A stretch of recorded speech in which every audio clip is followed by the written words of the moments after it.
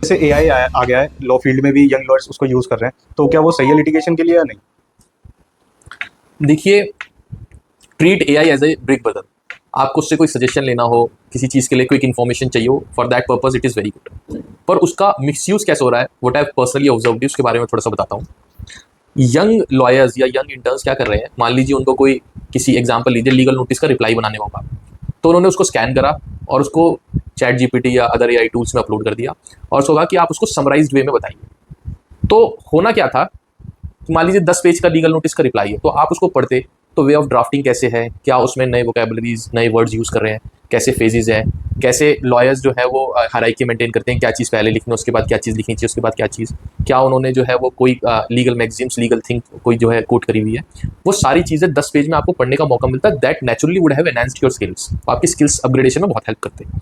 आपने उस 10 पेज को समराइज करके 10 पॉइंट्स में कर दिया, तो यानी आपने पहली बात तो पढ़ा कम, समझा कम, और उसका जो क्रक्स यानी ब्रीफ में जो है आपने उसका डिस्क्रिप्शन पा लिया, जो कि गलत है। आपको वो पूरा पढ़ के जो है नॉलेज अपग्रेडेशन होता, स्किल्स अपग्रेडेशन होता। फिर आपने जब उसका रिप्लाई बनाना तो उसमें भी लिख दिया कि भाई काइंडली प्रोवाइड दी रिप्लाई।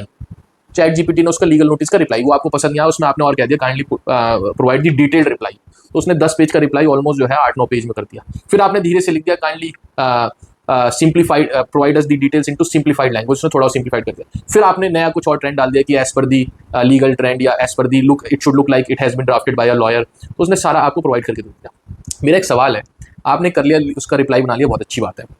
क्या एक क्लाइंट ने उस चीज़ के लिए आपको पे करा था? नहीं, उसने उस चीज़ के लिए पे करा था कि जो आपकी नॉलेज है, आपकी एक्सपर्टीज है, जो आपका एक्सपीरियंस है, उसे यूज़ करें। लीगल में क्या जो है लीगल मैगजीन्स हैं, क्या केस लॉ है, क्या आपके रेलिवेंट प्रैक्टिसेस है, उसको यूज़ करें। और क्या जो इंटेलेक्ट है आपका, जो लीगल इंटेलेक्ट है, उसको यूज़ करके, और क्या क्लाइंट के बेनिफिट को, फ्यूचर पर्सपेक्टिव्स को देकर रिप्लाई बनना चाहिए, उसको यूज़ करके आप अपनी एक्सपर्टीज करें। उसमें आप रिसर्च वर्क के लिए थोड़ा बहुत उसको यूज़ करना चाहिए, पर आपने उसको पूरा कॉपी पेस्ट कर दिया, तो that is not advisable to you, पहला। दूसरा, आपने अपने खुद स्किल्स को खराब करा। क्या उसी एआई को लेके आप अब कोर्ट रूम में जाके आर्ग्यू भी कर देंगे क्या? एग्जाम्पल लीजिए, आप ड्राफ्ट करते तो आप पूरी बात लिखते, एग्जाम्पल के तौर पे लिखते, it is stated and submitted that suit preferred by the plaintiff is liable to be dismissed at threshold as much as. तो ये एक ड्राफ्टिंग करने की आपकी एक धीरे धीरे वोकैबुलरी बढ़ती, प्रैक्टिस होती, और आप चीज़ों को अच्छे से समझते और उसको प्रैक्टिस में लाते, और सेम वोकैबुलरी, सेम अपनी नॉलेज, इंटेलेक्ट को आप at the time of argument उसको यूज करते, तो वो कोर्ट के ऊपर एक अच्छा इंप्रेशन होता है, और क्लाइंट भी आपका देखता है, उसे लगता है नहीं, मेरे वकील साहब एक वेल लर्नेड है, he is a knowledgeable, he has good practice in law.